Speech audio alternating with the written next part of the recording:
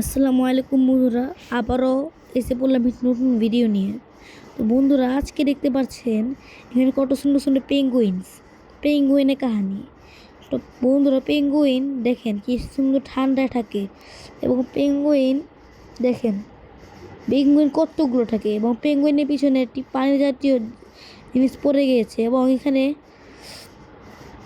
পেঙ্গুইনগুলো দেখেন সাঁতার কাছে, পেঙ্গুইনগুলো কি সুন্দর সুন্দর, এবং পেঙ্গুইনগুলো হাঁটতে হাঁটতে সিঁড়িতে এসে পড়েছে।